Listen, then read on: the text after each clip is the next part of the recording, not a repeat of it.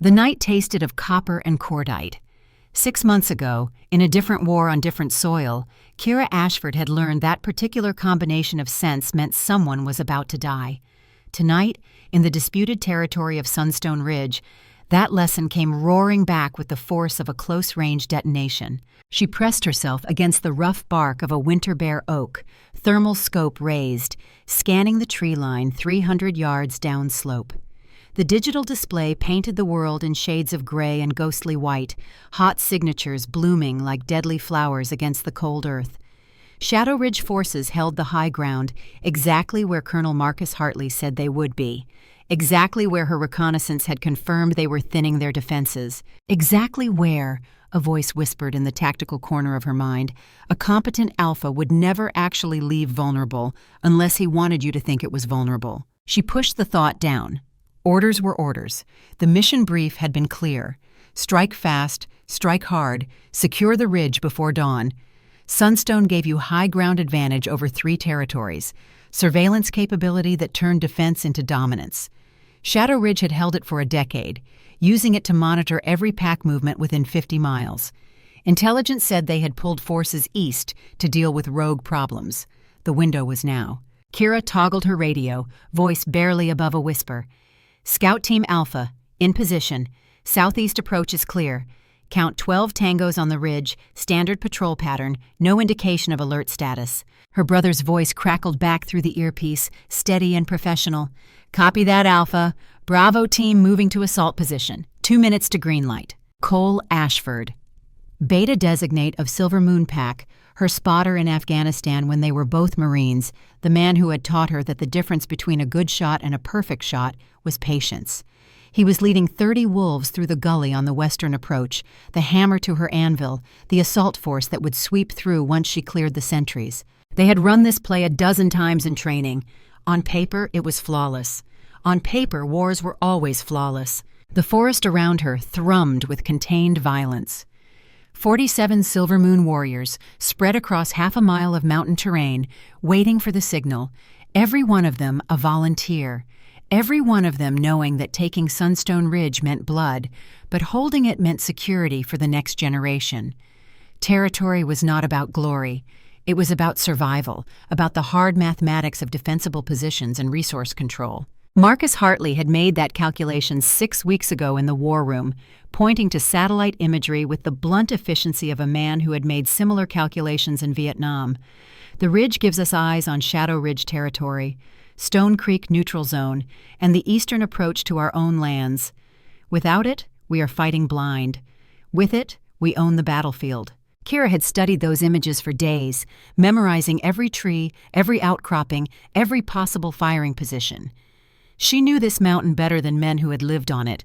That was the Marine way. You did not walk into a kill box without knowing every exit. 1 minute, Cole's voice said. All teams report ready status. Around the perimeter, team leaders checked in. Professional, calm. The kind of calm that came from training and trust, and the certain knowledge that the wolves beside you would die before they let you fall. Kira's scope tracked across the ridge. 12 tangos. No, wait, 13. A new heat signature moving from the cave system that honeycombed the mountain. Big male, moving with the confident stride of someone who owned the ground beneath his feet. Even through thermal imaging, she could read the body language. Alpha. Her breath caught. Intel had said Damon Steele would be east, dealing with the rogue situation personally. If he was here, if he was on the ridge, then either the intel was wrong or— 30 seconds, Cole said. Alpha, you are go for target elimination on my mark. The Alpha on the ridge stopped, head tilting upward as if scenting the wind. For a heartbeat, Kira felt the irrational certainty that he was looking directly at her, that somehow across 300 yards of darkness and forest, he knew exactly where she crouched. Then he moved, barking orders she could not hear, and suddenly the ridge was alive with motion. 12 tangos became 20, became 30. Concealed positions revealed themselves as wolves emerged from spider holes and camouflaged bunkers. Prepared positions, interlocking fields of fire. Not a vulnerable defense, a trap. All teams abort! Kira snapped into the radio. Abort, abort, abort! This is a— Static. The channel dissolved into white noise, and then nothing. Jamming. Someone was running electronic warfare, killing their communications, isolating their forces. She switched to the emergency frequency, the one they used when everything went sideways. Bravo 6, do you copy? Cole, if you can hear me, abort assault. Abort assault. This is an ambush. Nothing, just the hiss of dead air and the sudden thunder of gunfire from the western approach. Cole had taken his team in. Kira was moving before conscious thought caught up with training, flowing down the mountainside in the darkness, rifle slung, letting her wolf's night vision guide her over rocks and roots. 300 yards became 200, became 100. The sound of combat grew from distant pops to close-range chaos, the distinctive crack of rifle fire mixing with snarls and screams and the wet sounds of close-quarters killing. Smoke grenades detonated across the battlefield, thick chemical fog rolling through the trees, turning thermal imaging into useless garbage. Someone on Shadow Ridge knew exactly how to blind modern warfare technology, forcing this back into primal combat where werewolf fought werewolf, and the only sensor that mattered was nose and ear and the electric awareness of imminent death. Kira hit the edge of the battle and nearly died in the first 3 seconds. A Shadow Ridge wolf, massive and gray, came out of the smoke with claws extended. She dropped under the strike, using his momentum against him, redirecting him into a tree trunk with bone-jarring force. Did not wait to see if he stayed down, kept moving. The battle had dissolved into exactly the kind of chaos that Marcus had promised would not happen. The careful plan, the coordinated assault, all of it shredded by the simple reality that the enemy had known they were coming. Squad cohesion was breaking down. She passed knots of wolves locked in savage duels, Silver Moon warriors fighting 2 and 3 on 1, falling back toward rally points that no longer existed because the radios were dead and the smoke turned every direction into guesswork. "Bravo, team!" she shouted into the gray void. "Cole, where are you?" A hand caught her arm, yanking her sideways as crossbow bolts hissed through the space where her head had been. Morgan Chase, Shadow Ridge Beta, face streaked with blood and soot. They stared at each other for a frozen instant, enemy and enemy, both armed, both with every reason to kill. Morgan shoved her toward the tree line. "Medical tent is that way. Non-combatants and wounded. Rules of engagement. Your brother went that way." Then she was gone, vanishing back into the smoke before Kira could process the gift of information from an enemy. The medical tent. Kira's stomach dropped. Medical facilities were supposed to be off-limits, protected by the same ancient protocols that governed every pack. You did not attack healers. You did not attack the wounded. You did not attack the non-combatants sheltering in designated safe zones. Unless you had lost yourself so completely to the battle rage that protocols and honor and everything that separated warrior from monster burned away in the furnace of adrenaline and fear and the simple reptile drive to kill or be killed. She found him by following the sound of snarling. The smoke thinned near the medical tent, some trick of wind or geography, creating a pocket of clear air. Cole was there, fully shifted, a massive gray wolf with Silver Moon's distinctive darker markings along his spine. Beautiful and terrible, 7 feet of apex predator, built by evolution to kill. Between Cole and the tent entrance, a young wolf stood frozen in terror. Barely more than a pup, maybe 17, first shift, judging by the awkward way he held his new form. Medic's armband clearly visible even in the darkness, the white band with red cross that every pack honored. Cole did not see it. Or he saw it, and the battle rage burning through his brain turned it invisible. His haunches bunched, preparing to lunge, claws extended for the killing strike. "No!" The word caught in Kira's throat. Too late, too soft. The alpha came from the side, black wolf bigger than any she had seen, moving with the terrible economy of someone who had made this choice before and would make it again. No hesitation. No warning beyond a single shouted word that might have been a name or a command. The impact drove Cole sideways, away from the young medic, away from the tent. They rolled together through the dirt, black and gray, both trying for the throat hold that would end it. The alpha was bigger, heavier, but Cole was quick, twisting away from the first strike, going for the legs to bring the bigger wolf down. He almost made it. Almost. But the alpha had been fighting for hours already, had made 1,000 split-second decisions in combat, and his body knew the rhythms of this dance in ways that Cole, for all his training, could not match. The alpha's jaws closed on Cole's throat. Not a shallow bite, not a warning. the full crushing force of a kill strike, fangs sinking deep, puncturing the great vessels that carried blood to the brain. Cole's struggles lasted perhaps 10 seconds.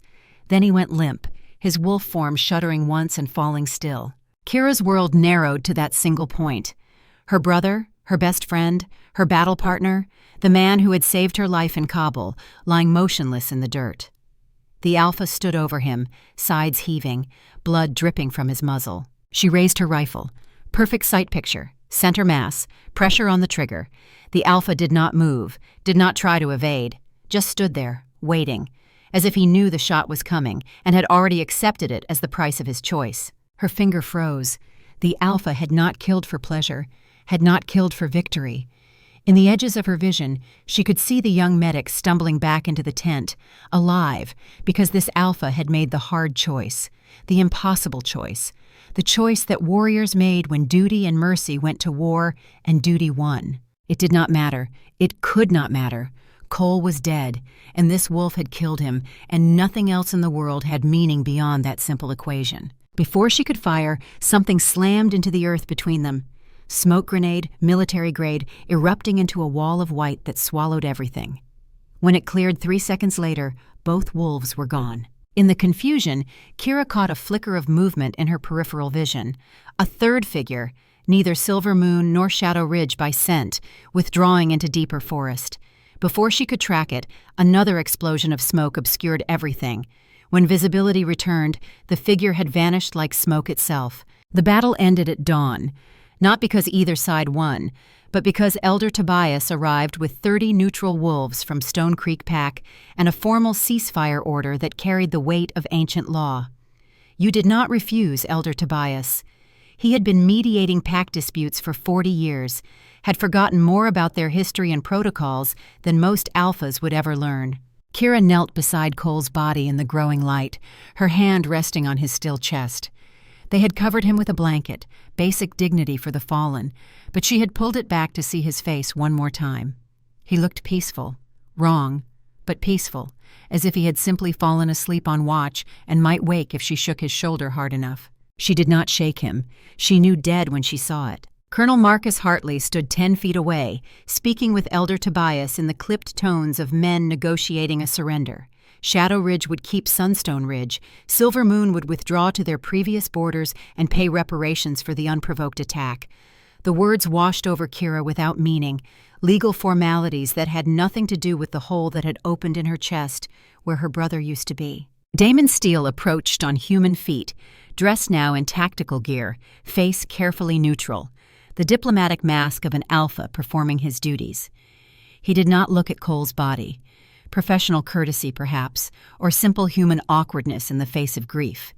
He addressed Marcus directly. Colonel Hartley, by the Articles of the Northern Reach Accords, hostilities between our packs are formally concluded. I regret the necessity of this conflict and the losses sustained by Silver Moon. Your son fought with honor. Marcus's jaw worked silently for a moment, rage and grief warring behind his eyes.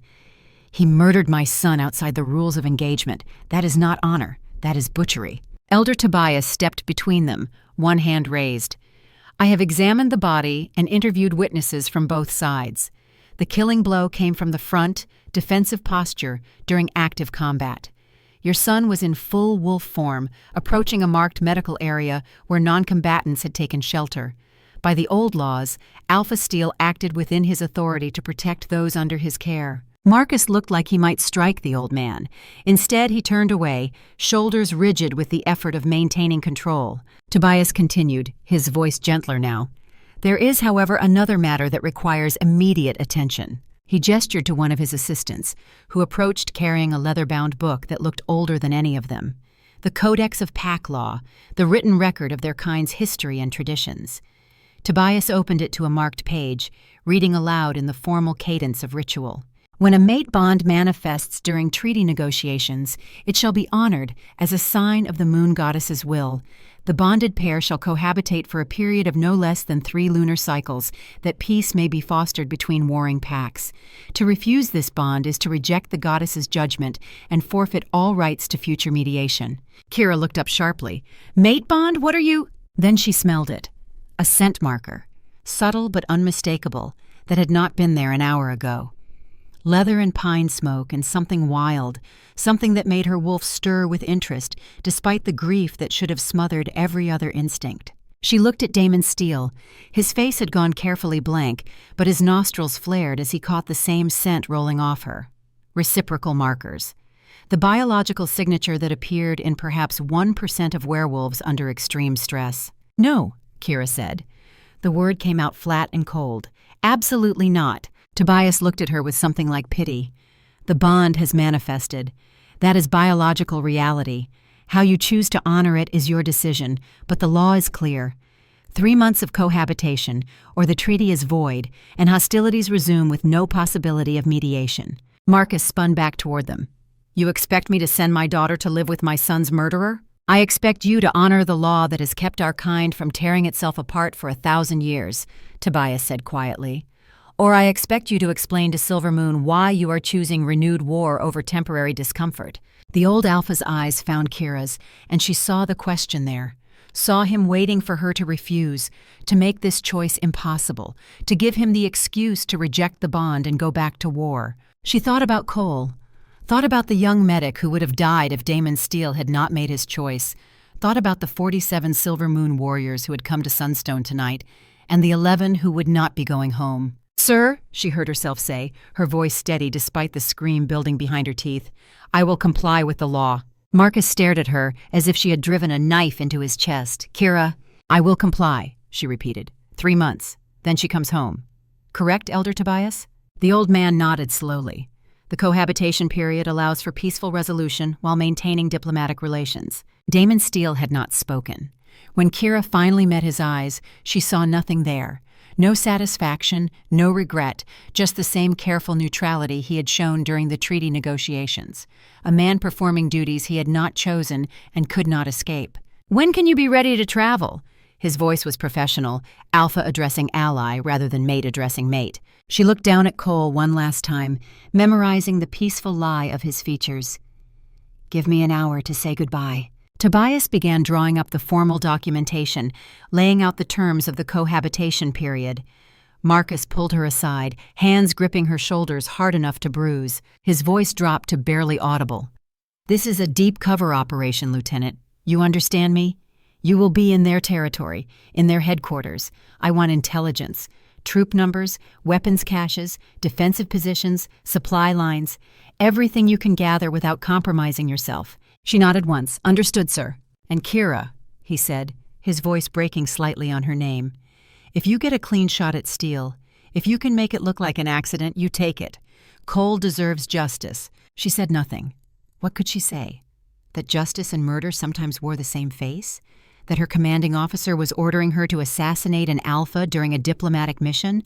That she understood the order and hated him for giving it, and would probably obey it anyway because Cole's body was growing cold 10 feet away and someone needed to pay? "I will do what is necessary," she said finally, the most honest answer she could give. The journey to Shadow Ridge territory took 4 hours by truck, winding through mountain roads that became progressively narrower and steeper.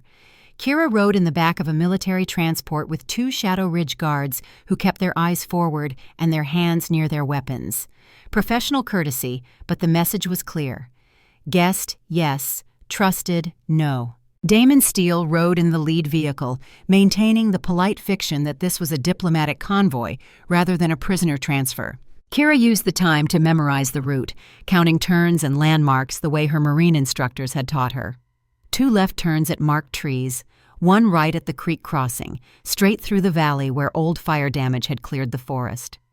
If she needed to leave quickly, she would know the way. Shadow Ridge territory smelled different from her own, darker somehow, wilder, less human habitation, more pure forest. The trees grew denser here, blocking out the sky, turning midday into twilight. Good defensively, hard to assault through this terrain, even harder to bomb from above if it ever came to human military intervention. The compound appeared without warning, built into the mountain itself so seamlessly that she almost missed it. Not a fortress in the traditional sense. No walls, no gates, just a series of structures that flowed from the natural stone, using the terrain as camouflage. Guard towers positioned at the high points, concealed weapon emplacements covering the approach roads. Whoever had designed this understood warfare at a level that made Kira reassess her previous intelligence estimates. They were not looking at a simple pack dwelling. This was a military installation that happened to house families. The truck stopped in what appeared to be a motor pool. Damon Steele dismounted from the lead vehicle, speaking briefly with Morgan Chase. The beta looked tired, blood still crusting her tactical vest, but her eyes were sharp as they tracked Kira's exit from the transport. "Welcome to Shadow Ridge," Morgan said, voice completely neutral. "Your quarters are prepared. Alpha Steele has assigned me as your primary contact during your stay. If you need anything, request it through me." "Understood," Kira replied, matching her tone. "A few rules," Morgan continued. "You are restricted to the residential areas, training grounds, and common facilities. The operations center, armory, and communications hub are off-limits. Violation of these restrictions will result in immediate confinement. Clear?" "Clear." "Good, follow me." They walked through the compound, and Kira cataloged everything with the trained eye of someone who might need to fight her way out. 40, maybe 50 wolves visible. More in the residential structures, judging by the scents. Total population perhaps 200, close to Silver Moon's numbers. Defensive positions, excellent. Water source was the waterfall she could hear in the distance, probably supplemented by wells. Power generation likely geothermal, given the volcanic nature of the mountain. Self-sufficient. Could withstand a siege for months if properly supplied. Morgan led her to a building carved directly into the mountain face, stone exterior blending seamlessly with the natural rock. Inside, the temperature dropped 20 degrees, the thick walls providing natural insulation. The hallway was lit by electric lights, but emergency lanterns hung at regular intervals. Good practice. Always have a backup. "Your quarters," Morgan said, opening a heavy wooden door. The room beyond was larger than Kira expected. Not luxurious, but comfortable. Military-style efficiency with civilian touches. A bed, desk, private bathroom, a balcony overlooking a waterfall that crashed into a moonlit pool 50 feet below. Beautiful, in the way that weapons were beautiful. Functional and deadly. "Meals are served in the main hall at 0600, 1200, and 1800 hours," Morgan said. "Training grounds are open from 0700 to 2200 hours. I recommend you attend. Our warriors need to see that you are not a threat." "And if I am a threat?" Morgan's smile held no humor. "Then they will kill you, and the treaty will be void. I assume you would prefer to avoid that outcome." She left without waiting for a response. The door closed with a solid click, and Kira was alone for the first time since Cole died. She sat on the edge of the bed, hands shaking now that no one could see them, and allowed herself exactly 5 minutes of grief. 5 minutes to remember Cole's laugh, his terrible jokes, the way he used to ruffle her hair when she made a perfect shot. 5 minutes to mourn the future where they grew old together, trained the next generation together, sat on the porch of the pack house, and told war stories to grandchildren who would never exist. Then she stood, washed her face in cold water, and began her reconnaissance. The next 8 days passed in careful observation. Day 1 through 3 were the hardest. Kira attended meals in the common hall, enduring the stares and whispers of Shadow Ridge wolves who saw her as enemy, intruder, curiosity. She kept her head down, ate quickly, and left before conversations could begin. By day 4, the training grounds became her refuge. There, stripped of politics and history, she could be what she had always been, a warrior. She claimed a corner of the facility and ran through her forms with mechanical precision, working her body until exhaustion drove out thought. The Shadow Ridge warriors watched her with the wary respect that soldiers gave to capable enemies. No one approached directly, but she caught them studying her technique, noting her speed and precision. By day 6, a few of the younger wolves began mirroring her exercises at the opposite end of the grounds, testing themselves against her standard. Day 7 brought Morgan Chase to the training ground with 2 wooden practice swords. She walked directly to Kira's corner and tossed one of the weapons at her feet. "Your footwork is sloppy," the beta said without preamble. "You are overcompensating for a weakness in your left side defense." Kira picked up the practice sword, testing its weight. "Is that an observation or a challenge, Sergeant?" "Both." Morgan settled into a fighting stance. "Defend yourself." They sparred for 20 minutes, wood cracking against wood in a rhythmic percussion that gradually drew a crowd. Morgan was fast, efficient, brutally direct. She fought with the cold logic of someone who understood that martial arts was applied geometry and physics. Kira matched her, adapting to the beta's style, finding the gaps in her defense. It was not personal. It was not vendetta. It was two professionals testing each other's limits. They broke apart by mutual agreement, both breathing hard. "Better," Morgan said. "Same time tomorrow?" Kira nodded once. "For what it is worth, Lieutenant," Morgan added quietly. "Your brother fought well. He took down 3 of my warriors before Alpha Steel intervened. He died a warrior's death." The acknowledgement hit harder than any insult could have. Simple recognition, one soldier to another. On the evening of day 8, Kira stood on her balcony, feeling the strange awareness that had been growing since the battle. The mate bond. Not romantic or mystical, but a constant low-level radar that told her exactly where Damon Steele stood, even through walls. She could sense his location with unsettling precision, could feel the edges of his emotional state, right now exhaustion and something that felt like regret. She heard his footsteps before he appeared on the adjacent balcony, separated from hers by 8 feet of open air and a low stone wall. He wore civilian clothes, simple and practical, and the lines of exhaustion around his eyes seemed carved deeper in the fading light. They stared at each other for a long moment, the waterfall's roar filling the silence between them. "Lieutenant Ashford," he said finally. "Alpha Steel." Another silence heavy with everything unsaid. "I do not expect forgiveness," he said. "I would not forgive me in your place." She said nothing. "But you need to know what happened. You deserve that much." "I know what happened," she replied, her voice cold. "You killed my brother. I killed a wolf who was about to kill a non-combatant." He leaned against the stone wall. "Your brother was a good warrior. I saw his service record. 4 years, Marines, Afghanistan, decorated for valor. He knew the rules of engagement. He knew not to attack medical areas. He was in battle rage. You have no idea." "I have every idea." Damon's voice cut through hers, sharp and hard. "I have been in that state. I have felt the wolf take over, felt the human mind disappear under instinct and adrenaline, and the simple drive to kill everything that moves. That is why we have rules. That is why alphas exist. To make the hard calls when good warriors lose themselves." He paced the confined space like the wolf he was. "There was a 17-year-old boy in that tent, Lieutenant. Owen, my cousin. First shift 3 weeks ago. He volunteered as a medic because he has a healer's instinct. Your brother would have torn his throat out." "I do not believe you. I am not asking you to believe me. I am telling you what happened." He turned to face her directly. "I gave your brother every chance to stand down. I shouted warning. He did not hear it, or the battle rage burned through it. I had 3 seconds to choose, my cousin or your brother, my blood or yours. And you chose yours." "I chose my pack." His voice softened. "As you would have chosen yours. As any alpha must choose. That is what the rank means, Lieutenant. You make the choice that lets you sleep at night, and then you wake up and make it again." Through the bond, Kira felt something unexpected bleeding from him. Not triumph, not satisfaction, just bone-deep weariness and regret sharp as broken glass. The weight of command that never got lighter. He was telling the truth. She knew it with the certainty of someone trained to read people under pressure. It changed nothing. Her brother was still dead. This alpha's hands were still the instrument of that death. But it complicated her hatred, muddied the clear waters of her rage. "I will honor the treaty terms," she said. 3 months, then I go home, and we never speak again." "Agreed." He turned to leave, then paused. "One more thing, Lieutenant. Your commanding officer gave you orders before you left Silver Moon, intelligence gathering, am I correct?" She kept her face neutral. "I do not know what you mean." "Yes, you do.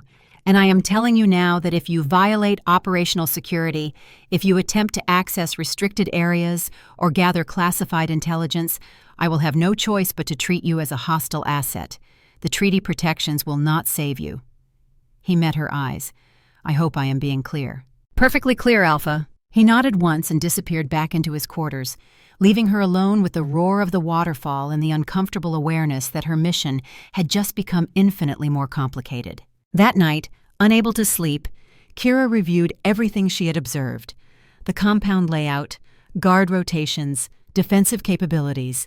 She should have been compiling a report for Marcus, should have been gathering the intelligence he demanded. Instead, she found herself thinking about the shadow figure she had glimpsed during the battle. The third party. The wrongness of how the intelligence had been so perfectly wrong, how the jamming had been so professionally executed, how the entire engagement had felt orchestrated. Someone had wanted Silver Moon and Shadow Ridge to fight. Someone had benefited from both packs bleeding. The question was who? And more importantly, were they still out there, planning their next move? She pulled out her encrypted phone and typed a message to her father. Sir, tactical assessment of Sunstone engagement suggests possible third-party involvement. Request any intelligence on unusual activity in neutral zones or unaffiliated wolf movements in Northern Reach region. Will continue observation. She hit send, knowing the message would raise more questions than it answered. But something was wrong here. Her instincts, honed through years of combat, were screaming warning.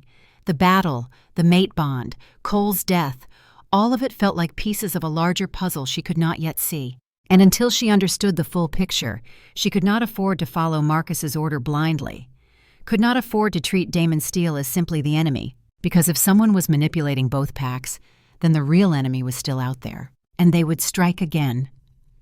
The infirmary smelled of antiseptic and blood, the sharp chemical tang doing little to mask the deeper scent of trauma. Kira followed Damon through the corridor, past rows of recovery beds where wounded warriors slept under the watchful eyes of medical staff. The overhead lights hummed with the steady drone of generators, casting everything in harsh white that made the bloodstains on the linens look black. The two wounded wolves from the patrol occupied beds at the far end, separated from the others by privacy curtains. Morgan Chase stood between them like a sentinel, her face locked in the neutral expression of someone managing fear through rigid discipline. She looked up as they approached, eyes questioning. "Sir," she said to Damon, then shifted her gaze to Kira. "Lieutenant." "Report, Sergeant," Damon ordered, his voice dropping into the clipped efficiency of command mode. Morgan pulled back the curtain on the first bed. The warrior there was young, maybe 25, his chest wrapped in bandages that were already seeping red. His breathing came shallow and quick, the rhythm of pain barely controlled by medication. "This is Travis. He took the worst of it. Multiple lacerations across the torso, defensive wounds on both forearms, and a bite to the left leg that nearly severed the muscle. We have him stabilized, but he will be in recovery for weeks." Kira moved closer, studying the visible wounds with the analytical detachment of someone who had seen too much combat to be squeamish. The forearm wounds were consistent with blocking attacks, standard defensive posture. But the torso lacerations made her pause. "May I?" she asked, gesturing to the bandages. Morgan glanced at Damon, who nodded. The beta carefully peeled back the dressing, revealing 4 parallel cuts that ran from shoulder to hip. Deep, precise, almost surgical in their uniformity. Kira leaned in, careful not to touch, just observing. "These are not claw marks." "What?" Morgan's voice sharpened. "Claw marks are irregular. Different fingers have different lengths, different angles of attack. These are too uniform, too parallel." She traced the air above the wounds. This was made by a bladed weapon. Multiple blades, probably attached to some kind of gauntlet or striking tool. "That is impossible," Morgan said. "Rogues do not use weapons. They barely use strategy." Which suggests these were not rogues. Kira moved to the second bed, where an older warrior lay with his leg heavily splinted. She examined the bite wound, noting the tooth pattern, the depth of penetration. "This one is legitimate. Werewolf bite, full force, intended to cripple rather than kill." She straightened. "You are looking at 2 different attackers. One werewolf, one something else." Damon's jaw tightened. "Show her what you found, Morgan." The beta reached into her vest pocket and pulled out a small evidence bag. Inside, a fragment of metal no longer than her thumbnail, dark and irregular.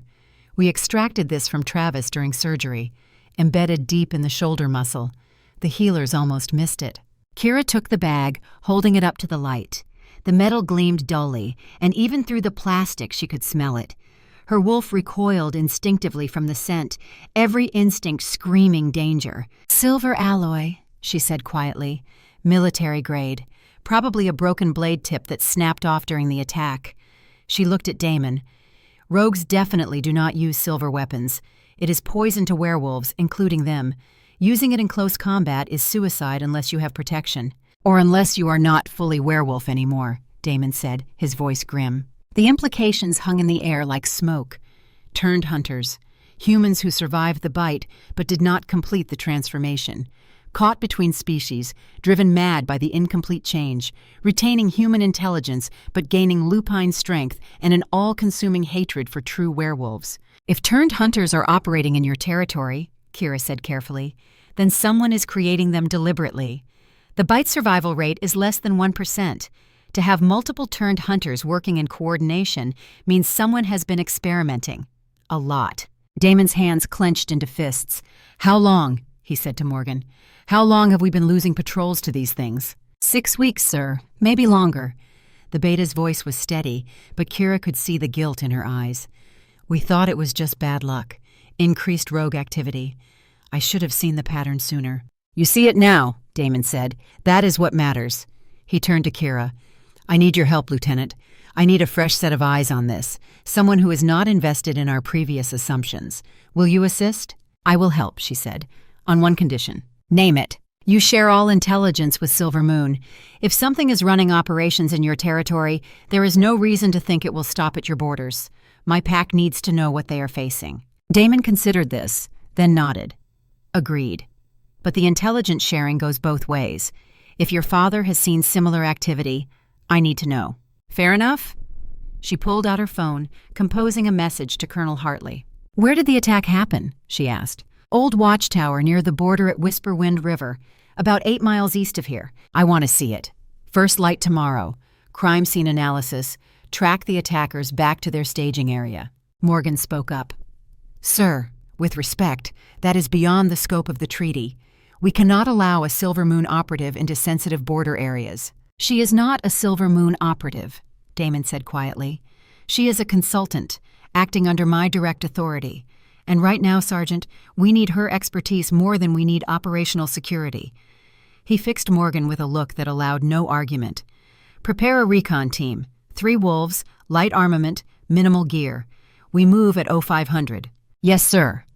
Morgan's voice was tight, but she did not protest further. Kira spent the rest of the night preparing.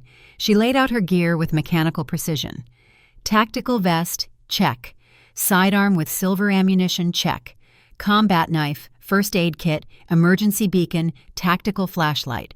Everything in its place, everything tested and ready. Proper preparation prevents poor performance. The old Marine Corps axiom. In combat, the time you spent packing your gear correctly could be the difference between completing the mission and dying stupidly because your equipment failed. She was checking her rifle for the 3rd time when the bond pulsed. Not intrusive, just informative.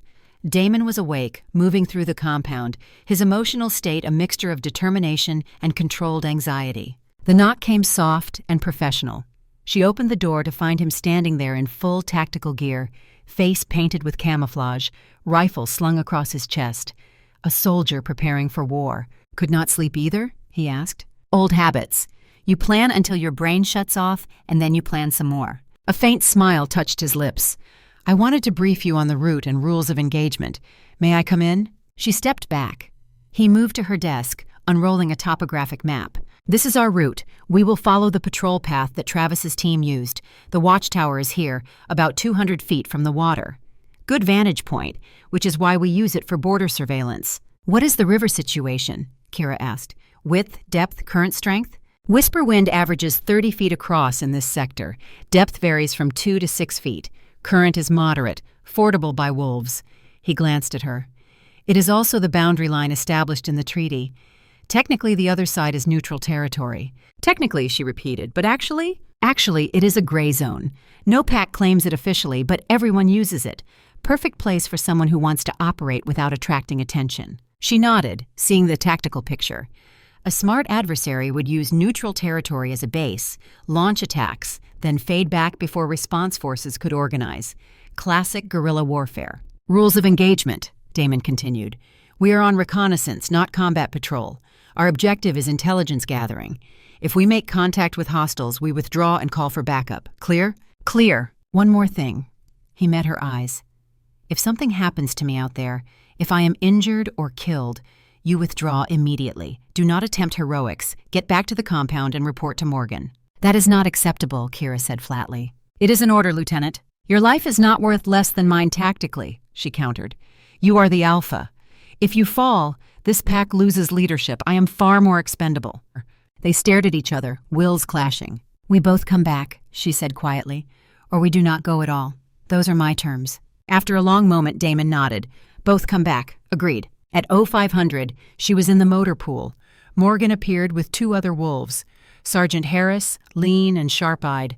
Corporal Mitchell, older with the weathered look of a combat veteran. They moved out in standard patrol formation. Damon on point, Morgan second, Kira third, Harris and Mitchell covering the rear. Professional. Efficient. The forest was alive with pre-dawn sounds. Kira's senses expanded, her wolf rising closer to the surface. Enhanced hearing, enhanced smell, night vision, rendering darkness into shades of silver and gray. They moved in silence, hand signals only, the kind of coordination that came from training and trust. The terrain grew rougher as they approached the river. The sound of water grew louder, making acoustic detection more difficult. Good for ambush, bad for counter-ambush. Damon raised a fist. The patrol froze. He pointed to trees ahead, signaled possible contact. They waited. 60 seconds. 90. Nothing moved.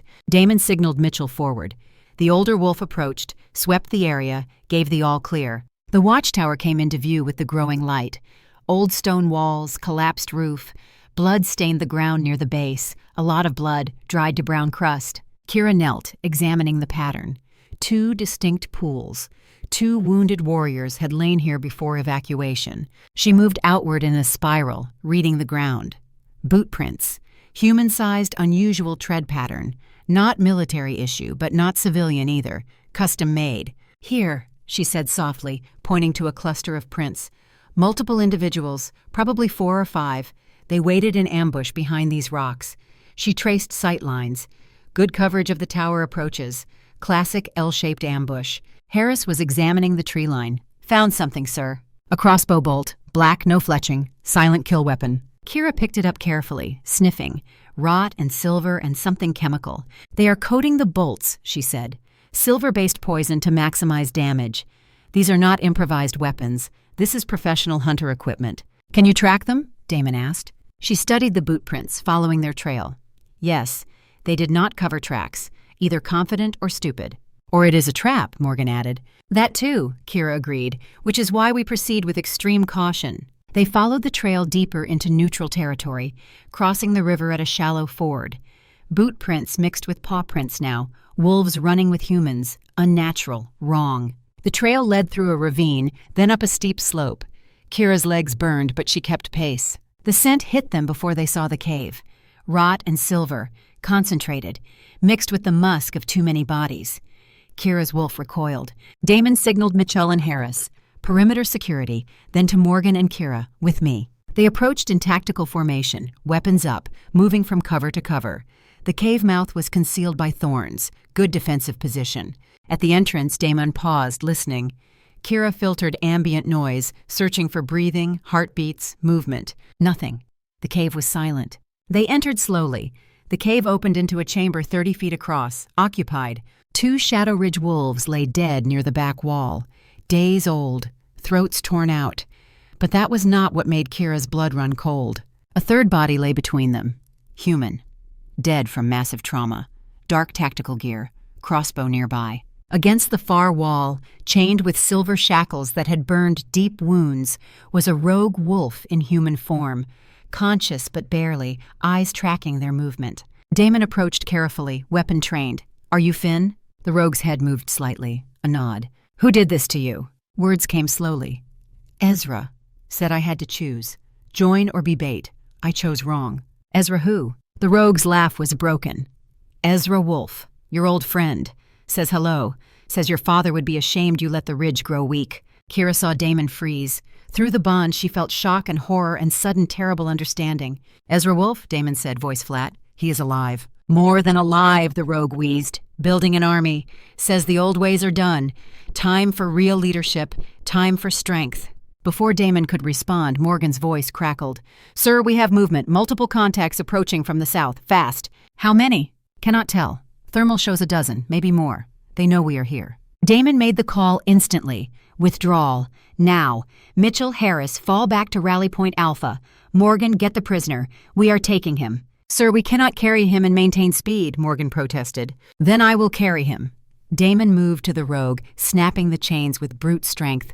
Silver burned his hands, flesh sizzling, but he did not stop. He slung the rogue over his shoulder. Move! They burst from the cave into daylight and nearly ran into the ambush. Two figures emerged from thorn bushes, crossbows raised. Not human, not fully wolf. Something between, with eyes that glowed red. Turned hunters. Kira's rifle came up on instinct. Double tap, center mass. The hunter staggered, but did not fall. His crossbow bolt hissed past her head. Morgan fired in controlled bursts. Mitchell shifted, crashing into one hunter. Harris was down, bolt in his shoulder, trying to shift through silver poisoning. Kira fired again, adjusted for unnatural speed, fired twice more. The hunter finally fell. Damon was still carrying the rogue, unable to fight. A hunter raised its crossbow, aiming for his back. Kira moved without thinking, throwing herself at Damon. They went down together, her body covering his. The crossbow bolt meant for him buried itself in her shoulder. Pain, immediate and overwhelming. Silver, poison spreading like liquid fire. Her wolf screamed. She tried to push herself up, but her arms would not obey. Stay down, Damon snarled. He dropped the rogue, shifted partially, one hand human gripping his rifle, the other transformed to claws. He fired past her, then lunged at the hunter who had shot her. The fight devolved into chaos. Morgan fully shifted, her brown wolf tearing into hunters. Mitchell was down, but fighting. Harris had made cover, firing weakly. Through silver poisoning haze, Kira saw more hunters emerging. Too many. A dozen, 2 dozen. Not random. Deliberate trap. We are going to die here, she thought. Then Damon was there, human again, dragging her to cover. Hold on, he commanded. The bolt she managed. Shoulder, remove it. He tore off his vest, wrapped it around the shaft, pulled with steady force. She screamed, silver burning like acid as it came free. He pressed his bare hand over the wound, his flesh sizzling as he neutralized poison with his own body. You are insane, she gasped. So are you. You just took a silver bolt for me. His eyes met hers. Through the bond, gratitude and wonder flared. Hate to interrupt, Morgan called, but we are about to be overrun. Damon pulled his radio. All Shadow Ridge units, this is Alpha Steel. Emergency extraction needed at coordinates Papa 7-3. Under attack by superior force, at least 20 hostiles turned hunters confirmed. We have wounded. Request immediate gunship support and QRF. Copy that, Alpha. Birds spinning up, ETA 12 minutes. We do not have 12 minutes, Morgan said. Then we make 12 minutes, Damon replied. He stood. Hold this position. Concentrated fire on my mark. Make every shot count. What followed was 12 minutes of disciplined violence. They fought like cornered wolves because that was what they were. Conserving ammunition, calling targets, covering reloads. The hunters kept coming, wave after wave. But they were not soldiers. They had speed and numbers, but not training. Charging into prepared defense was suicide. Kira fought through silver poisoning, hands shaking. Beside her, Damon was steady, directing fire, encouraging his wolves. Through the bond, she felt his fear and determination, felt him choosing to stand, to fight, to buy his people every second of survival. She understood then. This was what it meant to be Alpha, not power or glory, just the crushing weight of responsibility and willingness to carry it. Rotors cut through battle noise. 2 helicopters, Shadow Ridge birds, coming low. Door gunners opened up. Heavy caliber rounds tore through hunter positions. The enemy broke, scattered, melted into forest. The lead bird touched down. Medical personnel with stretchers. Within 90 seconds, Harris was loaded, then Mitchell, then the rogue prisoner. A medic tried to help Kira. I can walk, she insisted. No, you cannot, Damon said. He picked her up, carrying her to the helicopter. As they lifted off, Kira looked down, bodies scattered, blood soaking earth, and somewhere out there Ezra Wolf was building an army. We need to warn Silver Moon, she said through pain. He will, Damon promised. And then we are going to end this, together. It was not a question, just a tactical decision, delivered with Alpha certainty. And Kira, for the first time since Cole died, felt something beyond grief. She felt trust. The medical team worked on her shoulder for an hour, cutting away poisoned tissue, flushing the wound, packing it with healing compounds. The silver had not hit bone, had not severed major blood vessels. Lucky, the chief healer said. Another inch, and it would have been permanent damage. Kira did not feel lucky. She felt like someone had driven molten metal through her shoulder and left it there to burn. They kept her under observation in the infirmary. Not bedridden, they clarified, but monitored while her metabolism processed the toxin, which meant she could work from the bed, laptop open, coordinating with her father. 20 hours after the extraction, she video called Marcus. His face filled the screen, older than she remembered. "You took a silver bolt," he said, "for him." "It was tactical, sir. He was carrying a prisoner, could not defend himself." A long silence. "Did you make that call as a Marine, Kira, or as something else?" She met his eyes. "Does it matter?" "The intelligence is actionable. Ezra Wolf is real, building an army, orchestrating conflicts to weaken both packs. That is what matters." Marcus leaned back. "I have reviewed the information, cross-referenced with our patrol losses. The pattern is undeniable. We have been played." "What is your assessment, Lieutenant?" "Sir, Ezra has numbers. Conservative estimate, 300 wolves plus turned hunters. He uses neutral territory as base, can hit either pack and fade. We cannot win divided. But combined, we have parity. Maybe advantage if we leverage superior training." "You are suggesting formal alliance," Marcus said. "I am suggesting we stop fighting the wrong enemy, sir." Silence. Her father wrestling with decades of rivalry, with Cole's death, with protecting a pack that depended on right decisions. "Set up a meeting," he finally said. "Myself, Alpha Steel, Beta Chase, Captain Kane, neutral ground, Stone Creek. I want Elder Tobias as witness." "Yes, sir." "And Kira?" His voice softened. "You did good work. Your brother would be proud." The words hit hard. She swallowed past tightness. "Thank you, sir." After the call, she sat staring at the blank screen. War was coming. Not brief skirmish, but sustained conflict.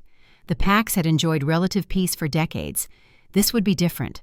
Total war, where victory meant survival. A knock pulled her from dark thoughts.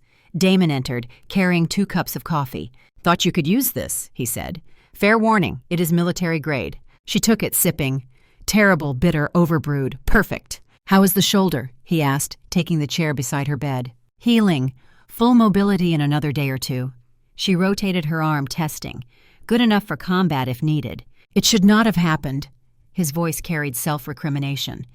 "I should have aborted when we saw occupation evidence. Should have called backup before entering. Basic tactical error. You made the call you thought right with available information. That is all any commander can do." He looked at her. "When did you get so wise, Lieutenant?" "Afghanistan. I learned that second-guessing in combat gets you killed. You make the best decision you can, then live with consequences. The alternative is paralysis, and paralysis is death." He nodded slowly. "Your father must be proud." "Sometimes I think he wishes I had stayed in the Marines. Simpler than pack politics." "Would you have been happy?" She considered seriously. "No. I love my pack. The forest, community, belonging to something bigger. The Corps gave me skills, but Silver Moon gave me identity. That is why I came back too. After Rangers, I could have stayed in the human world. But this is home, even with all its burdens." "Speaking of burdens," Kira said, "I spoke with my father. He agreed to formal meeting. Stone Creek, neutral ground. We need to hash out alliance terms before Ezra moves." "When?" "Tomorrow night. Gives us time to prepare briefings and get the prisoner's full statement." "How is Finn?" "Stable. Talking. His story matches what we suspected. Ezra recruiting rogues for years, offering purpose. Those who refuse are bait or killed." "And turned hunters?" "Alliance with human extremist group. Anti-werewolf fanatics. Ezra uses them as expendable troops, promising territory once established packs fall." Damon's jaw tightened. "He is insane. Humans and werewolves cannot coexist in military alliance." "Unless you do not care about long-term stability," Kira said. "Unless you are willing to burn everything and rule the ashes." They sat in silence, contemplating the enemy they faced. Not rational actor, but true believer. Those were the most dangerous. You could not negotiate with someone who wanted everything or nothing. "This thing between us," she said. "The bond. What happens after 3 months?" "I do not know. The biological component will likely fade.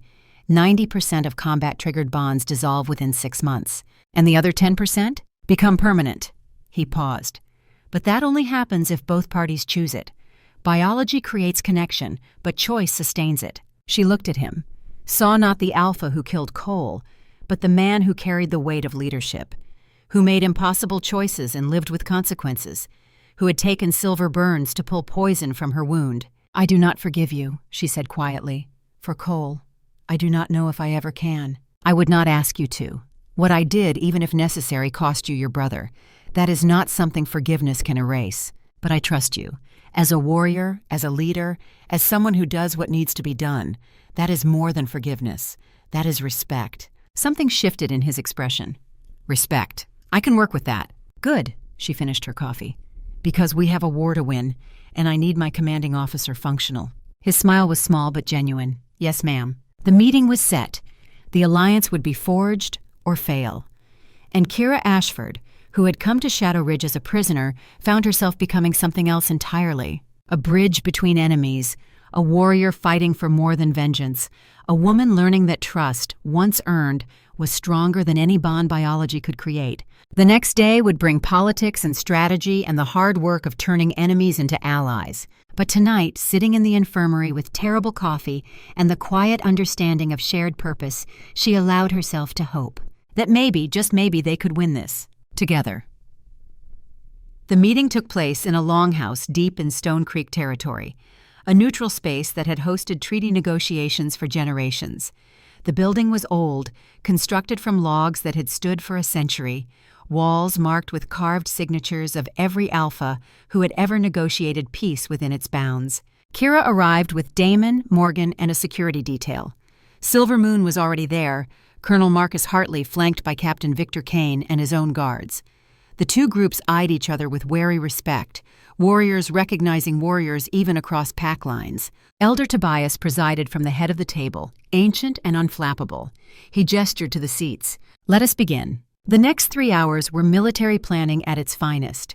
They spread maps across the table, satellite imagery, and hand-drawn reconnaissance sketches, building a comprehensive picture of Ezra's forces. Finn's testimony, recorded and transcribed, painted a disturbing picture. Ezra had spent 8 years building not just an army, but an ideology. He preached werewolf supremacy, argued that old packs had grown soft, that cooperation with humans was slow suicide. He promised return to old ways, when werewolves ruled territories and humans feared the forests. Seductive rhetoric, especially to rogues cast out by established packs. Ezra offered belonging, purpose, power. In return, he demanded absolute loyalty. His base was in disputed neutral zone, fortified compound built into caves nearly impossible to assault directly. Sentries on all approaches, early warning systems, enough supplies to withstand siege. "We cannot starve him out," Victor Kane said, "and direct assault would be suicide. Those caves are natural fortress." "So we do not assault the caves," Kira said. "We draw him out." All eyes turned to her. She leaned forward. "Ezra's strategy depends on both packs being weakened and divided. He uses hit and run because he cannot win pitched battle against unified force. But if we give him a target too tempting to resist, if we make him think he can win decisively with one strike, he will commit." "You are talking about bait," Marcus said slowly. "Controlled engagement. We choose battlefield, prepare defenses, force him to fight on our terms." Morgan spoke. "What target draws out an army?" Kira met Damon's eyes. An alpha wedding ceremony, public, symbolic, both packs gathering. He would see it as ultimate opportunity. Kill both alphas, shatter alliance, take both territories in one stroke. "You want to use yourselves as bait," Victor said flatly. "I want to win," Kira replied. "The only way to win is to stop reacting and start dictating terms. Right now, Ezra controls tempo. We need to take that away." Marcus looked at his daughter. "This is massive risk. If anything goes wrong, we lose both of you and probably both packs." "If we do nothing, we lose anyway," Kira said. "Just slower, more painful. Ezra will keep bleeding us until neither pack can resist. At least this way, we force decision. One battle, winner take all." Marcus's military mind warred with paternal instinct. Finally, he turned to Damon. "You agree with this plan?" Damon had been silent. Now he spoke. "I agree, we cannot win attrition. Lieutenant Ashford's assessment is sound. If we use ourselves as bait, we should make it convincing." "Meaning?" Marcus asked. "Meaning we actually hold the ceremony. Not staged event, but legitimate mate bond claiming witnessed by both packs, sends unity message Ezra cannot ignore." The implications hung heavy. A claiming ceremony was permanent, binding, carrying the weight of tradition and law. Kira felt the bond pulse, felt Damon's uncertainty despite calm exterior. He was not proposing because he wanted it. Tactically, it was the right move. But as she sat there, feeling the weight of what they were planning, something shifted inside her.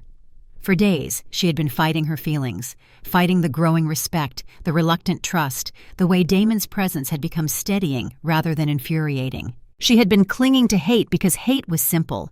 Hate gave her something to hold on to when everything else had been ripped away. But hate was exhausting, and somewhere in the chaos of combat and shared danger, it had begun to transform into something else, something that felt dangerously like caring whether this man lived or died. "If we do this," she said carefully, "we do it with eyes open. No illusions. This is military alliance formalized through tradition. We can figure out what it means personally after we survive." Damon nodded slowly. "Agreed." Elder Tobias spoke. "A claiming ceremony requires 5 days preparation. Notifications to allied packs, traditional protocols. This gives you time to prepare defenses and position forces." Marcus pulled out a notebook. "We need to fortify ceremony grounds, position support elements, establish fallback positions. And total operational security," Victor added. "No leaks. If Ezra suspects trap, he will not commit." They spent the next hour on details. Ceremony at Whisperwind River, border between packs, symbolic neutral ground. Immediate area fortified with concealed positions, rifle pits, machine gun nests, pre-sighted mortar coordinates. Both packs' warriors integrated into mixed units. Ambitious, dangerous, all-or-nothing gamble. When the meeting adjourned, Kira felt the weight of commitment. 5 days, then battle that would determine everything. Damon walked her to vehicles, slightly apart from others. Night air was cold, sharp with coming winter. "Are you sure about this?" he asked quietly. "No, but I am sure we do not have better options. For what it is worth," he said, "if I had to choose someone to stand beside in the worst fight of my life, I am glad it is you." She felt warmth bloom in her chest. "I will try not to let you down, Alpha." "You could not. That is not who you are." The 5 days blurred together in preparation frenzy. Kira moved between Shadow Ridge and Silver Moon, coordinating defensive positions, running combat drills with mixed units, building trust between warriors who had been enemies. Not easy. Old rivalries died hard. More than once she separated wolves supposed to be allies from fighting. But slowly, grudgingly, warriors began seeing each other as soldiers rather than enemies. Shared purpose eroded old hatreds. Morgan proved invaluable, her no-nonsense approach cutting through pack politics. She ran joint exercises with brutal efficiency, pushing everyone to limits, making clear anyone who could not work as team would be left behind. Victor Kane matched her energy, his tactical experience lending credibility with Silver Moon warriors who might otherwise resist Shadow Ridge leadership. Defensive positions took shape. Rifle pits dug into hillsides overlooking river clearing, camouflaged machine gun positions covering all approaches, mortar teams positioned for indirect fire. They turned a quarter-mile of riverbank into carefully constructed kill box, disguised as peaceful ceremony ground. If Ezra brought his army, he would walk into ambush that would make Sunstone Ridge look like skirmish. On day 3, Kira found herself in Silver Moon territory, reviewing defensive plans with Marcus. When they finished, her father called her aside. "I need to say something," he began, "about Cole, about my orders to you." "Sir!" "Let me finish." He took a breath. "I was wrong. I was so consumed by grief that I could not see clearly. I ordered you to gather intelligence, to take a shot at Steele if opportunity arose. That was not justice. That was revenge disguised as duty." She said nothing. "Your brother," Marcus continued, "would not have wanted that. Cole believed in honor, in doing what was right, even when it was hard. You have honored him better than I did, by seeking truth instead of vengeance, by building alliance instead of prolonging war." He pulled something from his pocket. Cole's dog tags, worn and familiar. "He would want you to have these, and he would want you to know that what you are doing, this ceremony, this partnership with Steele, it is not betrayal, it is survival, it is leadership." Kira took the tags, metal warm from his hands. "Thank you, sir. One more thing." Marcus's voice was gruff. "Alpha Steele is a good man, a good leader. If you find that the bond becomes more than tactical convenience, you have my blessing." The words unlocked something inside her. Permission, maybe, to stop fighting her own feelings. to acknowledge that what had started as biology and necessity had become something real. On the fourth night, unable to sleep, Kira stood on the balcony at Shadow Ridge, looking over the compound, feeling the bond pulse steadily. Damon was awake too, somewhere close, his emotional state matching hers. Anticipation, fear, determination. She heard his footsteps before he appeared on the adjacent balcony. "Second thoughts?" he asked. "About the battle?" "No." "About everything else?" She turned to face him. "I need to tell you something." He waited. "When I came here, I hated you. Pure, simple hate. It was the only thing keeping me standing. If I let it go, I thought I would fall apart. And now?" "Now," she said slowly, "I realized that hate was easier than this, than admitting that somewhere in the chaos, you stopped being the enemy, that I started caring whether you lived or died, that the thought of losing you tomorrow terrifies me almost as much as losing Cole did." His eyes widened slightly. "I do not know if it is the bond or something else. I do not know if it will last past tomorrow, or past the 3 months, or the rest of our lives. But I know that if I am going to stand in front of both packs and claim you as my mate, I want it to mean something real, not just tactics, not just duty." She stepped closer to the wall separating their balconies. "So I am choosing you, Damon Steele, not because biology says I should, not because strategy requires it, but because you are the man I want beside me, today, tomorrow, for however long we have." He moved to the wall, close enough she could feel his warmth. 3 weeks ago, I killed your brother. That is a fact that will not change. Part of me thinks I have no right to this, to you, to anything beyond doing my duty and accepting whatever judgment comes. "But," she prompted, "but the other part of me, the selfish part, wants everything you just offered, wants to wake up beside you, wants to build something that lasts, wants to deserve the trust you are giving me." He reached across the wall, hand cupping her face. "I am choosing you too, Kira Ashford, with full knowledge that I do not deserve you, with full knowledge that this might end badly. But choosing you anyway, because 3 weeks is not enough time, and 3 decades would not be enough time." She leaned into his touch. "Then we make it last, starting tomorrow." He pulled her closer, the wall still between them but meaningless. When he kissed her, it was not the tentative exploration of uncertain allies. It was the fierce claim of someone who had found something worth fighting for and would not let it go. The bond flared between them, but it was more than that. It was 2 people who had been through fire together, choosing to build something from the ashes. When they finally broke apart, breathless, he rested his forehead against hers. "For the record," he murmured, "that is my new favorite battle tactic." She laughed. "Shut up and kiss me again, Alpha." He did. The morning of the ceremony dawned clear and cold. Kira woke in her quarters, tradition dictating mates spend the night before a part. She began ritual preparations. Morgan appeared with a dress, traditional pack formal wear, elegant and practical.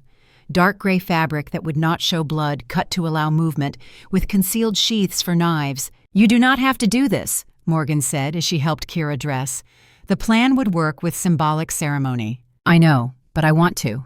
Morgan studied her. "You love him." "I do not know if it is love, but I know he is the man I want beside me when everything goes wrong. If that is love, then yes." Morgan smiled. "He is lucky to have you. Try not to let him die today." "I will do my best." The ceremony ground looked peaceful. River flowing gentle, banks lined with flowers. 200 wolves from both packs sat in integrated seating. Above them, concealed in forest, another 100 warriors in ambush positions. Elder Tobias stood at water's edge in formal robes, ancient book of laws open. Damon waited beside him, wearing traditional alpha formal wear. He looked terrified. The realization steadied Kira. This was not easy for him either. Same leap of faith, same uncertain future. She walked down the aisle feeling 200 sets of eyes, some approving, others skeptical, a few hostile. She met each gaze steadily. When she reached Damon, he took her hand. His palm was warm, steady despite the fear she felt through the bond. Tobias began ancient words, ritual phrases binding mates for 1,000 years. Kira barely heard them, attention split between Damon's face and tactical awareness of threats. Somewhere, Ezra's scouts were watching, reporting, confirming both alphas were vulnerable. The trap was set. Do you, Kira Ashford of Silver Moon, claim this wolf as your mate? To stand beside in strength and weakness, in victory and defeat until death parts you? She looked into Damon's eyes. "I do." And do you, Damon Steele of Shadow Ridge, claim this wolf as your mate? I do. Then by authority granted by moon and gathered packs, I declare you bound. Tobias closed the book. What is joined here? Let no wolf divide. Damon leaned in. They kissed to sound of howls from assembled wolves, traditional, ceremonial according to plan. The attack came exactly as predicted. Ezra waited until ceremony concluded, until gathered wolves began moving toward reception area, until everyone seemed relaxed. Then his army hit from 3 directions. First wave was turned hunters, crossbows firing from tree line, trying to sow chaos. But defenders were ready. Machine gun positions opened up, concentrated fire tearing through hunter formations. Second wave was rogues, screaming mass driven by promises of glory. They charged into the kill box. Rifle pits poured fire into flanks. Mortars dropped shells into rear positions. Slaughter, brutal and efficient. But Ezra had numbers. For every rogue that fell, 2 more pushed forward. Defensive lines held but began to buckle. Kira fought beside Damon, movements synchronized through bond and trust. She fired in controlled bursts, conserving ammunition, calling targets. He had shifted partially, using enhanced strength to hold a choke point. Morgan and Victor coordinated defensive positions through radio, voices calm despite chaos. Marcus fought in front lines, old warrior showing younger wolves how it was done. The battle raged for 30 minutes that felt like hours. The clearing became carnage, bodies piling as Ezra's forces broke against prepared defenses. And then Ezra himself appeared. He strode through violence in human form, seemingly unbothered. Tall, commanding, charismatic, even in battle. Even from distance, Kira could see the force of personality that bent wolves to his will. Marcus saw him. The old colonel's face transformed, grief and rage combining into focused purpose. He moved toward Ezra with deliberate steps. Ezra stopped, waiting, smile playing at his lips. Colonel Hartley, finally you face me properly. You orchestrated my son's death, used him as pawn for your war. I gave him opportunity to die a warrior, more than he would have gotten growing old and soft like his father. They clashed with violence of colliding storms. 2 alphas, 2 generations, 2 philosophies fighting for the future. Ezra was younger, faster. But Marcus fought with cold efficiency of a man with nothing left to lose. Kira wanted to help but was too far and more enemies pressed their line. She fired until her rifle ran dry, switched to sidearm, kept fighting. Through chaos, she saw Marcus land devastating blow, claws raking Ezra's chest. The younger alpha staggered, blood flowing. But instead of retreating, Ezra laughed. That is it, old dog. Show me you still have teeth. He drew a blade, silver-edged, gleaming. Marcus's eyes widened, recognizing danger. But Victor Kane appeared from nowhere, throwing himself between Alpha and Strike. The silver blade punched through his chest. He collapsed, gasping. No! Marcus caught his beta, lowering him gently. Victor, hold on. But Ezra was not finished. He raised blade for another strike at Marcus's exposed neck. Damon hit him from the side like a freight train. They went down together, rolling through blood-soaked earth, each trying for killing hold. Damon was bigger, but Ezra fought with fervor of true believer. The blade flashed between them. Damon caught Ezra's wrist, slamming it against rock until weapon fell. But Ezra twisted, got his hands around Damon's throat, squeezing with supernatural strength. Kira saw Damon's face turning purple, saw him struggling for air. She ran, covering ground in seconds, and when Ezra's attention was on Damon, she drove her combat knife into the base of his skull. Clean, efficient. The killing blow her Marine instructors had taught her. Ezra went limp instantly, brain death before his body knew what happened. Damon shoved the corpse off, gasping for air. Kira helped him up. Around them, the battle did not end immediately. Ezra's remaining forces fought for minutes more, but without their leader, coordination fell apart. Some surrendered. Others fled. The rest died fighting. When silence finally fell, the cost became apparent. 47 wolves dead from both packs, 80+ wounded. The clearing looked like vision of hell. But they had won. Ezra's army was broken. His threat ended. Kira found Marcus kneeling beside Victor Kane. The beta was still breathing despite silver blade in his chest, but barely. Medical teams worked frantically, but prognosis was clear on their faces. You saved my life, old friend, Marcus said quietly. Victor managed weak smile. Someone had to. You are terrible at dodging. You are going to be fine. The healers are the best. Sir, Victor's voice was fading. It has been an honor. Tell my family I died well." He closed his eyes and did not open them again. Marcus stayed there long minutes, head bowed. When he finally stood, he looked at Damon and Kira with something like respect. "You fought well, both of you. Your bond started in blood, but you honored it in battle. That is worth something. Not forgiveness, but acknowledgement." The aftermath stretched for hours. The wounded were evacuated to field hospitals. The dead were covered with blankets, awaiting transport for proper burial. Warriors from both packs moved among the carnage, rendering aid, offering comfort, beginning the grim accounting of cost. Kira helped where she could, her medical training from the Marines proving useful. She set broken bones, stitched wounds, held the hands of dying wolves who needed someone to witness their passing. Damon worked alongside her, his alpha presence bringing calm to chaos. He spoke to each wounded warrior personally, promising their sacrifice would be remembered, ensuring their families would be cared for. As the sun began to set, casting long shadows across the battlefield, Marcus approached them where they stood overlooking the river. "Formal treaty signing tomorrow," he said without preamble, "establishing Northern Alliance as permanent defensive pact." He paused. "I am stepping down as Silver Moon Alpha. Time for younger leadership. I am naming a successor, but I wanted you both to know first." The old warrior looked suddenly smaller, the weight of decades of command finally too much. "Victor was like a brother to me. We served together in Vietnam, built Silver Moon's defenses together, raised our families together. His death, Cole's death, all the deaths today, they are on me. I made the call to take Sunstone Ridge. I let pride and grief blind me to the real threat." "Sir," Kira began. Marcus held up a hand. "I am not looking for absolution. I am stating facts.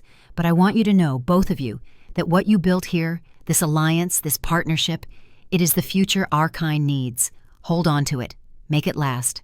He clasped Damon's shoulder briefly, then pulled Kira into a rare embrace. "Your brother would be proud of who you have become. I know I am." Then he walked away, back toward his pack, his duty not yet complete, but his burden finally shared. Damon and Kira stood together as the last light faded from the sky. Around them, warriors were setting up camp for the night. The wounded were stable, the dead were honored. The immediate crisis was past. "We did it," Kira said softly. "We actually won." "We survived," Damon corrected. "Winning comes later, when we rebuild, when we turn this alliance into something lasting." She leaned against him, feeling exhaustion in every bone. Through the bond, she felt his matching weariness, and beneath it, quiet contentment. They had made it, both of them, against odds that should have killed them. "What happens now?" she asked. "Now?" He wrapped an arm around her shoulders. "Now we bury our dead, sign the treaty, start the work of healing." He paused. "And we figure out what being actual mates means when there is not an immediate threat of death." She smiled despite everything. "That sounds surprisingly complicated." "Everything worth having is complicated." They stood watching the moon rise over the battlefield, over the river that had once been a border and was now a bridge. Two warriors who had found peace not through forgetting the past, but by choosing to build something better from its ruins. The mate bond hummed between them, no longer just biology or tactics. It had become what they chose to make it. A connection forged in combat, tempered in trust, and strengthened by the conscious decision to stand together. 3 weeks ago, Kira had knelt beside her brother's body and sworn hate for the man who killed him. Tonight, she stood beside that same man as her mate, her partner, her choice. It was not a fairy tale. There was no magical forgiveness, no easy resolution. Cole was still dead. Victor was still dead. 47 warriors would not be going home to their families. But they had stopped a greater evil, had forged an alliance that would protect thousands, had proven that even the deepest wounds could heal if you were willing to do the work. "Do you regret it?" Damon asked quietly. "The claiming, the bond, all of it?" She thought about Cole, about the grief that would always be part of her, about the complications of loving someone whose hands had taken her brother's life, even justifiably. But she also thought about the man beside her, who carried his own scars and burdens, who had chosen to trust her, to fight beside her, to build something worth preserving. "No," she said, "I do not regret it. It cost more than I wanted to pay. But we built something worth the price, a peace that might actually last, a future where the next generation might not have to fight the wars we fought." "And us?" he asked. "Do we have a future?" She took his hand, feeling the mate bond pulse contentedly. "We have today. We have tomorrow. We have as long as we choose to make it last. That is more than most people get. That is enough. He pulled her close, and they stood in the gathering darkness, two souls who had found each other in the worst possible circumstances and decided to hold on anyway. The bond had started as biology, had evolved through necessity, had become permanent through choice, and that made it real, made it theirs, made it worth every scar it had cost. The war was over, the dead were honored, the alliance was forged, and Kira Ashford and Damon Steele, who had started as enemies and become partners, stood together watching the future they had fought for begin to take shape. It would not be easy. It would not be simple. There would be challenges ahead, political complications, personal struggles, the long work of turning battlefield alliance into lasting peace. But they would face it together, as mates, as leaders, as warriors who had learned that the strongest bonds were not given by destiny, but forged through choice and sacrifice and the stubborn refusal to give up on something worth fighting for. The moon rose higher, the stars came out, the river kept flowing, and two wolves stood at the border that was no longer a border, building a future from the ashes of the past, one difficult day at a time. Because that was what warriors did. They stood, they endured, they chose hope. And sometimes, if they were very lucky, they found someone worth standing beside, someone who understood that strength was not about never falling, but about getting back up every single time. Someone worth fighting for, worth bleeding for, worth building a life with. The mate bond pulsed once, soft and sure. Yes, Kira thought, this was worth it, all of it. And tomorrow they would wake up and prove it all over again. Together.